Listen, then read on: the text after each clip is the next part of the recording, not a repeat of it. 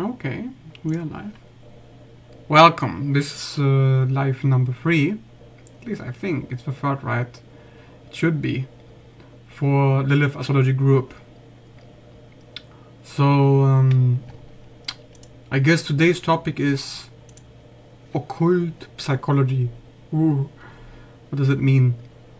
Well, it means to talk a little bit about the importance of getting archetypes. Like, what are archetypes actually? And why do you need to know about them if you want to be in this group and follow my posts and understand a little bit about what this is? So, archetypes are basic. They are in control of humanity. They're in control of nature. In ancient times we used to call them deities, gods and goddesses. But now we call them things like the warrior, the lover, the magician, you know, because we like to simplify things. But actually, the world is both a world of simplification and complexity. So that's why there used to be this pantheon of thousands of gods and goddesses for each area of life to depict a very specific thing. And we use astrology actually to explain the archetypes within you that are dominant for you. And that's very important. Because you see, society tells you everybody's the same. Everybody's the same. Why should you have your own identity? Be like us. Let's all be globalized. Right? But actually, you are not born with a clean slate. You are born with something specific that stands out. And these things, they're occult. It's an occult psychology because it's hidden. You can't see the archetypes, obviously. And yet, you there are ways to connect with them. Because in ancient times, they knew all about the archetypes. How did they know? About the gods and goddesses? How did they know about the planets? Because the planets are those gods in charge of this realm. So are you a Mercury dominant? Which means communication, like me. Or are you a Sun dominant? Which means leadership and authority and me. Or are you a Mars dominant? Which means to confront and separate and cause conflict, to produce. Or are you a Venus dominant? And you like to beautify and you like to harmonize and bring people together and ooh. Or are you a Moon dominant? Which is somebody who wants to take care of people and then wants to fill people up, elevate them and make them stronger, to feed people energetically. Or are you more of a Pluto dominant, who wants to change people, who breaks things down, who destroys boundaries and structures which are used to control people, so they can be more free? And this could also be a Uranus dominant. But these are the main planets that we're talking about here. And you will be dominant with one of them, guaranteed. Do you know which one you're dominant with? Because if you don't know, you're really missing out. Like, come on, this is basic stuff, like occult psychology.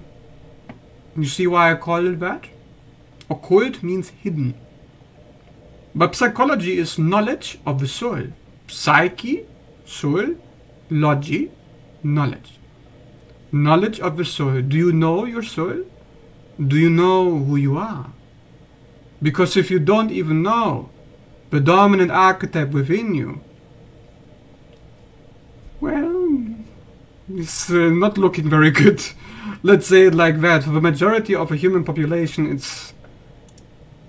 is bad. Okay, very bad. Now there are also other archetypes, like I mentioned before. It's so complex. So for example, Lilith, which this group is based on.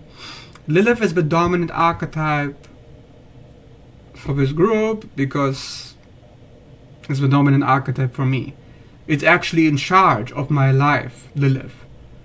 Because I have Lilith conjunction with Sun, and my first house is ruled by Leo. And the first house is what they call in ancient traditional astrology the one who is in charge of the chart. It's when you have a ship and you're like on this thing, the wheel. It's called the helm. The helm of the chart is the first house and the first house ruler. But what if you have a planet or an asteroid on the ruler? Like me, Lilith on the Sun. Then that planet, that asteroid becomes the ruler. Okay? Like you need to know this stuff. This is so basic. So basic. Do you know who's in charge of your life? Do you know who makes most of the decisions for you? Do you know what energy are you giving out? What energy are you emanating, transmitting, and feeding to other people so they know who you are? How can people know who you are if you don't know? It's causing a lot of confusion. So we are living in the dark ages.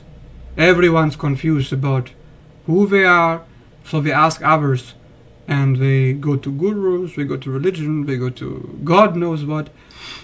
But all you need is astrology. You can figure it out so easily. But this is only the bottom. This is only the most basic, mundane stuff. And yet, it's occult psychology. It's hidden knowledge of the soul, which you can find in your chart. And then, when you know what it is that drives you, you can fortify, strengthen, and manipulate that force that is already trying to express itself through you. So you can harmonize and cooperate with those forces, because if you don't, other people will tell you who you are.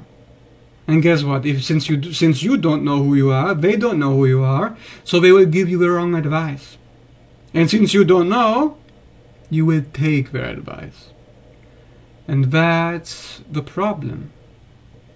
And that's requiring separation and individuation. So that's what we're talking about. When you know who you are separate. Because you means you, not them. Separate. Individuated. So that's a process that Carl Jung described, which is necessary for any soul to find their place on this planet, in this earth. While you are alive, you have no choice. You must separate and individuate, and if you don't, other people will always be in control of you. And they will influence you to make the wrong decisions. And when you're wondering, why am I stuck? Why am I not getting what I want? Why am I unhappy and unfulfilled? Why am I tired? Because you have allowed other people to take charge of your helm. They're now in charge of you because you don't know what is it that's supposed to be in charge. Simple as that. Because people will unconsciously project their own dominant archetypes onto you. So if you are a Mars dominant and the Moon or a Venus dominant talks to you and tries to give you advice, do you think they can give advice to a Mars dominant? They're gonna give you advice on what to do from their perspective. And of course, since they don't have knowledge about anything at all, since we are 99% of people, then they will simply lead you astray. Lead you astray, and you will be stuck, and you will be so angry in the end. Like Lilith, raged and raged today, because you allowed them to control you. You didn't make your own decisions. How can you make your own decisions when you don't know who you are? So hopefully, with today's live, I can give you a little bit of an idea, inspiration, or something. Please, please look it up. What's your dominant archetype? Who's the ruler of the helm? The first house. So if you have Leo in the first house like me, if you can't tell, ruled by the sun. But if you have Cancer in the first house, ruled by the moon.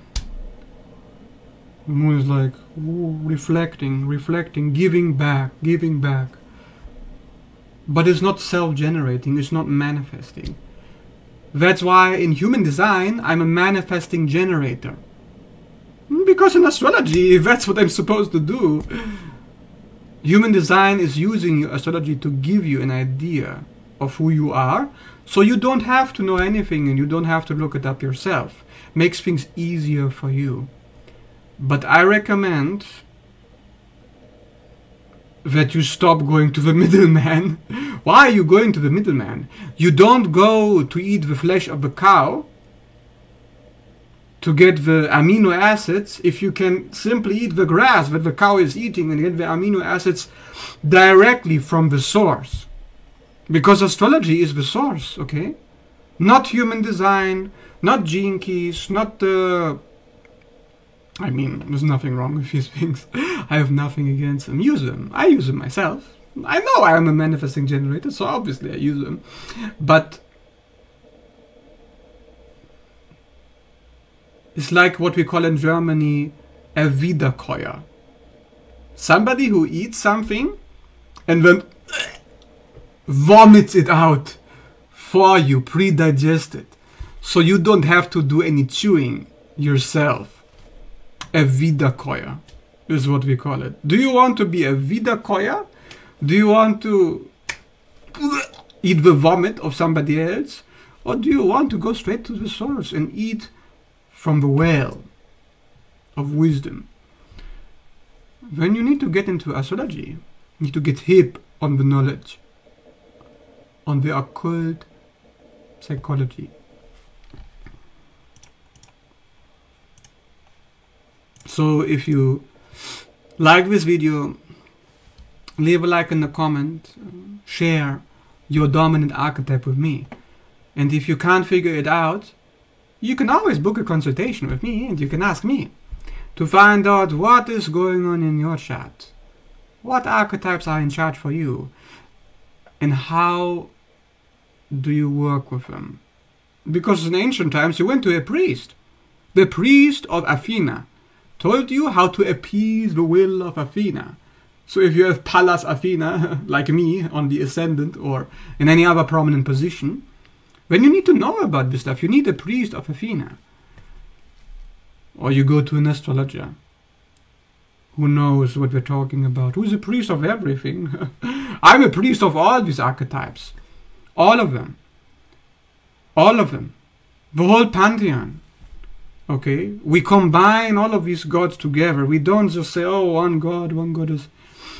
But you will be pulled to 1, 2, 3 gods, goddesses primarily. So check them out. And if you can't, come to me, get a reading with me, and we'll figure it out. Now, thanks for watching, and see you in the next video.